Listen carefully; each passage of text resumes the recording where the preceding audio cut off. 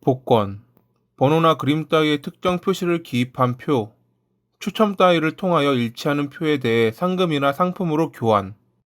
물론 복권을 사지 않는 분들도 계실 테지만 많은 이들이 소소한 재미 혹은 일확천금을 노리고 복권을 구입하고는 합니다.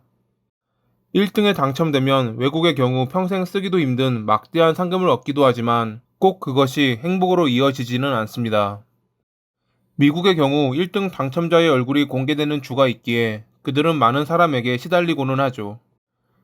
로또에 당첨돼 3천만 달러, 하나 약 360억 원의 상금을 받은 아브라함 역시 그러했습니다.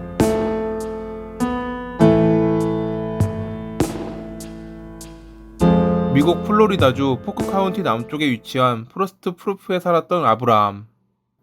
7학년 때 학교를 그만두는 바람에 문맹이 된 그는 노동자 생활을 하며 하루하루를 살아가고 있었습니다.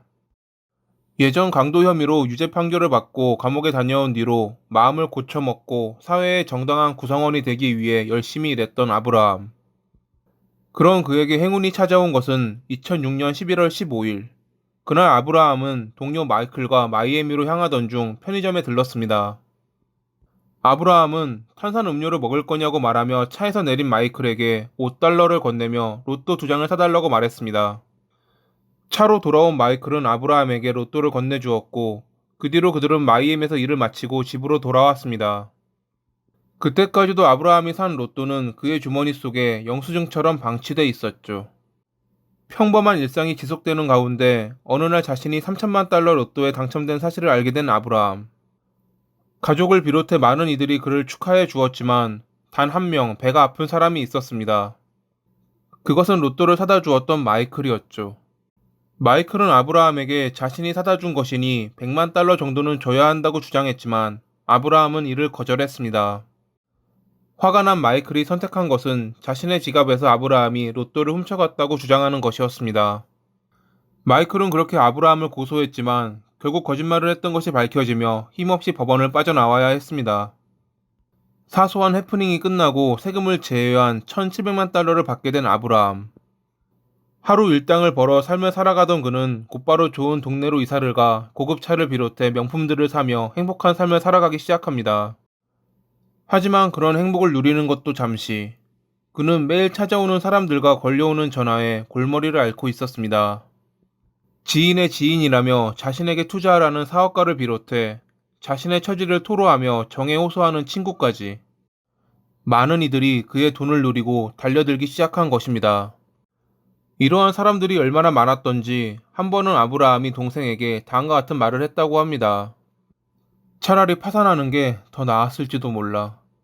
이 모든 사람이 내 친구라고 생각했지만 그들이 원하는 것은 돈뿐이라는 것을 깨달았어.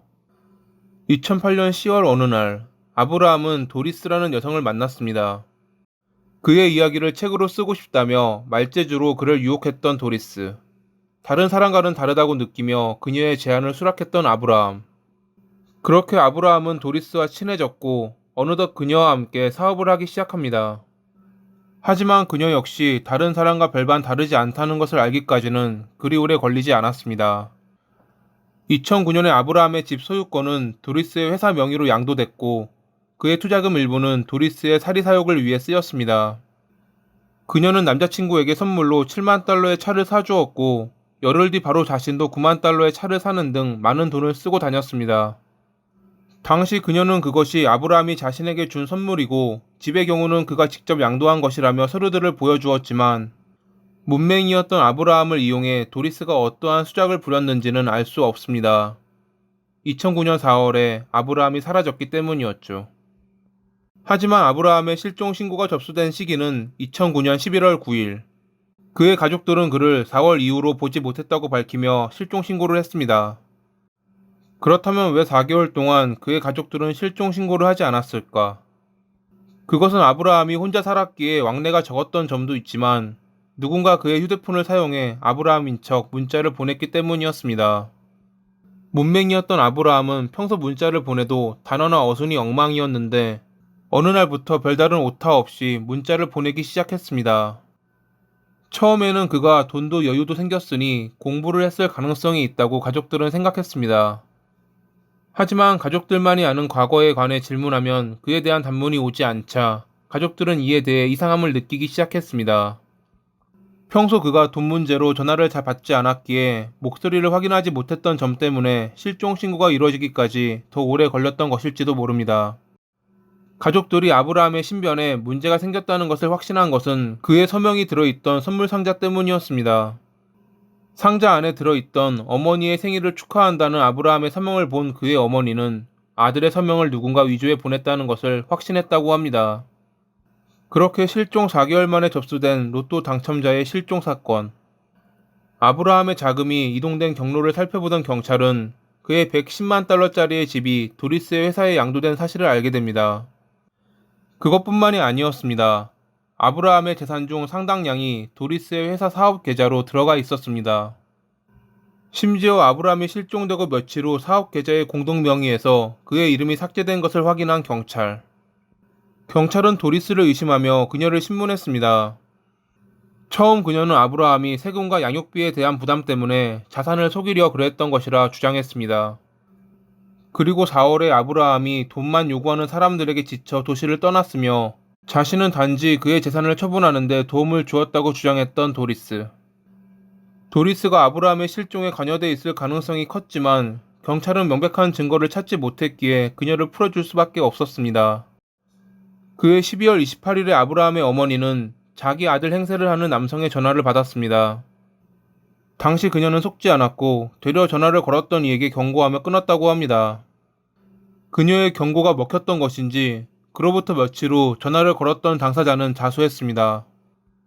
그는 아브라함의 친구였던 스미스로 그의 진술로 모든 진실이 밝혀졌습니다. 도리스로부터 5만 달러를 받고 아브라함 행세를 했던 것이라 자백했던 스미스.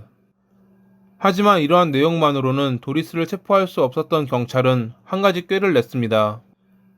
그것은 스미스를 이용해 도리스의 자백을 얻어내는 것이었죠. 그런 줄도 모르고 스미스에게 5만 달러를 추가로 줄 테니 아브라함 살해 누명을 쓰라고 말했던 도리스. 스미스는 계획대로 그녀의 말을 들어주는 척하며 아브라함이 유기된 장소를 알아냈고 2010년 1월 25일에 그녀에게 범행에 사용된 총을 건네받았습니다. 그렇게 플로리다주 플랜트시티의 한 사유지에서 땅에 묻혀 사망한 채 발견된 아브라함. 이러한 증거 앞에서도 도리스는 아브라함이 마약 상인에 의해 죽임을 당했다, 자신을 공격했기에 정당방위로 그를 살해했다는 등 여러 주장을 펼쳤습니다. 끝까지 자신의 범행에 대해 무죄를 주장했던 도리스. 뻔뻔하고 염치 없던 그녀는 2012년 12월 10일에 가석방 없는 종신형을 선고받았습니다. 돈이면 지옥문도 연다라는 속담처럼 돈이란 엄청난 마력을 가진 것임에는 틀림없습니다. 그러한 돈에 집어삼켜져 인간이길 포기했던 도리스에게는 인간의 법률이 아닌 짐승의 법률이 적용돼야 하지 않았나 생각하며 이만 글을 마칩니다. 오늘도 시청해주셔서 감사합니다.